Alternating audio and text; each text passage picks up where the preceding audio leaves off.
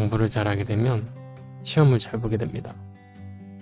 시험을 잘 보는 사람들이 선호하는 직업군이 있습니다.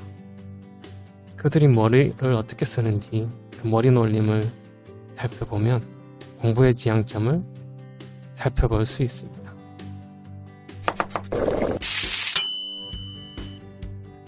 의사의 경우를 예를 들어 보겠습니다.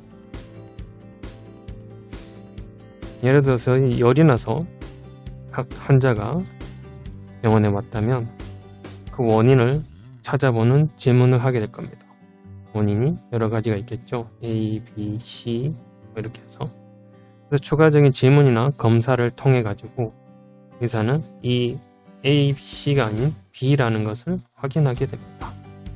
그러고 나서 의사는 또 이런 생각을 하게 되죠. 이 B가 나타난 원인이 무엇인지 그거를 이제 진단할 거고, 그 다음에 그거에 대해서 대응을 어떻게 할 것인지, 큰 병원으로 보낼 것인지, 아니면 자기 선에서 치료를 할 것인지, 아니면 약을 줄 것인지, 그 여러 가지 이 B와 관련된 처리를 하게 됩니다.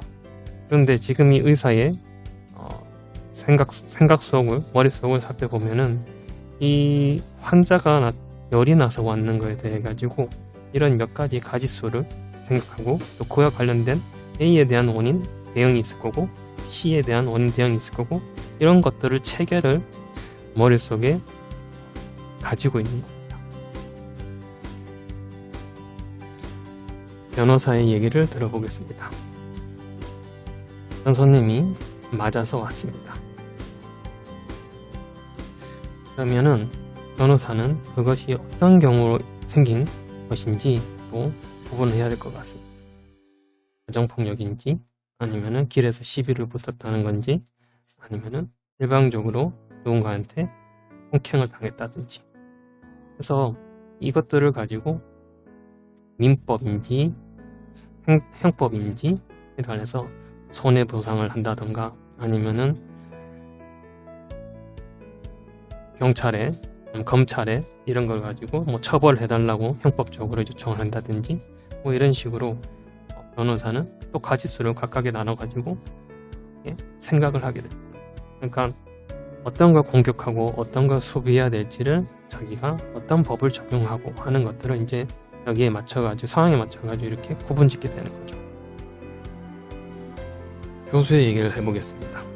행복이라는 이야기를 할 때 그 행복이라는 거는 뭐 아리스토텔레스의 얘기가 있을 거고, 다음에 플라톤의 얘기가 있을 거고, 칸트도 있을 거고, 미래 있을 거고, 여러 가지 학자들이 말한 행복이 있을 겁니다.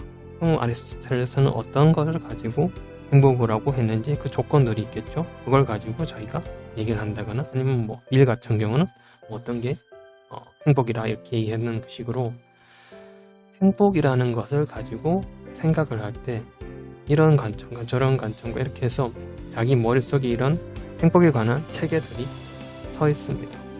그래서 그걸 가지고 이야기를 할 수 있다는 게 바로 이제 전문성이 모두 나오는 것이죠.